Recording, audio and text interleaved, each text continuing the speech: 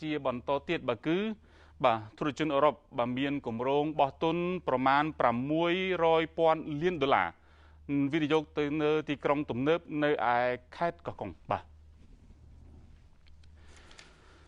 ធុរជនអឺរ៉ុបមកពីក្រុមហ៊ុន Bilderberg Investment Group ប្រកាសអំពីគម្រោងវិនិយោគទីក្រុងទំនើបឆ្លាតវៃដែលមានឈ្មោះថាអនាគតនៅលើទឹកដីនៃខេត្តកោះកុងក្នុងផ្ទៃដី120,000 ហិកតាក្នុងទំហំទឹកប្រាក់ប្រមាណ$600,000 លានអាមេរិកថ្លែងនៅក្នុងសន្និសីទសារព័ត៌មានស្ដីពីការអភិវឌ្ឍនេះនាថ្ងៃទី3ខែកុម្ភៈឆ្នាំ2022លោក DENIS COKOVIC ប្រធានក្រុមហ៊ុន Bilderberg Investment Group បានឲ្យដឹងថាកម្ពុជាជាប្រទេសដែលមានស្ថិរភាពនយោបាយនិងសន្តិភាពក្រោមការដឹកនាំរបស់សម្ដេចតេជោនាយករដ្ឋមន្ត្រីដែលបានបើកទូលាយសម្រាប់ការវិនិយោគទាំងក្នុងនិងក្រៅស្រុកដែលគឺជាកត្តាចម្បងធ្វើឲ្យលោកសម្រេចចិត្តប្រកាសអំពីគម្រោងវិនិយោគមួយនេះលោកបានបន្តទៀតថាខេត្តកោះកុងគឺជាខេត្តឋានសួគ៌នៃធម្មជាតិមានសក្តានុពលខ្ពស់ចំពោះវិស័យទេសចរណ៍ឧស្សាហកម្មនិងកសិកម្មជាដើមដូច្នេះហើយទើបទីក្រុងគម្រោងទីក្រុងទំនើបឆ្លាតវៃនេះលោកផ្ដោតទៅលើវិស័យកសិកម្មបែបទំនើប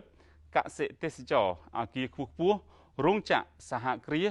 មជ្ឈមណ្ឌលសាសនាចម្រុះដែលអាចទាក់ទាញភ្ញៀវជាតិនិងអន្តរជាតិ